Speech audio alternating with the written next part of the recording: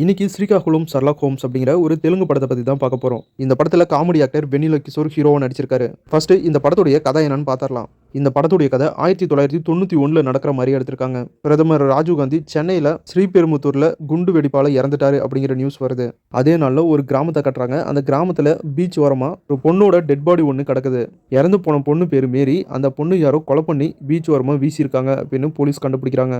Police மேரியை கொன்னது யாரு அப்படின்னு விசாரிக்க ஆரம்பிக்கிறாங்க. அந்த கேஸ்ல எந்த ஒரு தடயமும் கிடைக்கல. அதனால போலீஸ் ஒரு பிரைவேட் டிடெக்டிவ மேரியோட கொலைகேஸை விசாரிக்க சொல்லி ஏற்பாடு பண்றாரு. இப்படி ஒரு பிரைவேட் டிடெக்டிவா வரவருதான் நம்ம ஹீரோ ஸ்ரீகாகுளம் ஷெர்லாக் ஹோம்ஸ். அதுக்கப்புறம் நம்ம ஹீரோ மேரியோட கொலைகேஸை கையில் எடுத்துக்கிட்டு அவரு வெறித்தனமான ஒரு இன்வெஸ்டிகேஷன்ல இறங்குறாரு. அந்த இன்வெஸ்டிகேஷன்ல மேரியை கொலை பண்ணவன மட்டும் இல்லாம அந்த ஊர்ல நடக்கிற மிகப்பெரிய கிரைமையும் ஹீரோ கண்டுபிடிக்கிறாரு. அது என்ன பெரிய கிரைம், மேரி அப்படிங்கிற அந்த பொண்ணு யார் கொலை பண்ணாங்க, ஹீரோ 7 நாள்ல இந்த கேஸை இன்வெஸ்டிகேஷன் பண்ணி உண்மையான குற்றவாளியை கண்டுபிடிச்சாரா அப்படிங்கறதெல்லாம் இந்த படத்தை பார்த்து நீங்க தெரிஞ்சுக்கங்க.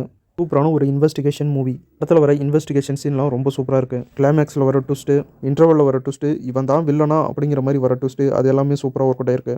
காமெடி கலந்த ஒரு டிடெக்டிவ் பேஸில் இந்த படத்தை எடுத்திருக்காங்க. அப்படி வர அந்த கிரைம் இன்வெஸ்டிகேஷன்லாம் ரொம்ப சூப்பராகவே ஒர்க் அவுட் ஆயிருக்கு.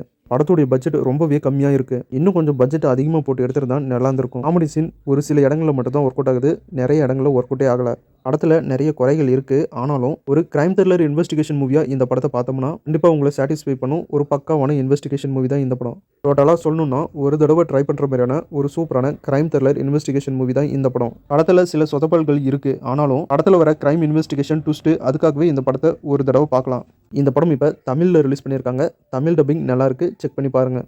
வீடியோ பிடிச்சா லைக் பண்ணுங்கள். நம்ம சேனலுக்கு தொடர்ந்து சப்போர்ட் பண்ணுங்கள், சப்ஸ்கிரைப் பண்ணுங்கள். அடுத்த வீடியோவில் சில சுவாரஸ்யமான சினிமா தகவலோட மறுபடியும் உங்களை சந்திக்கிறேன். இது உங்கள் வேல் 10 யூடியூப் சேனல். நான் உங்கள் வேல். தேங்க்யூ.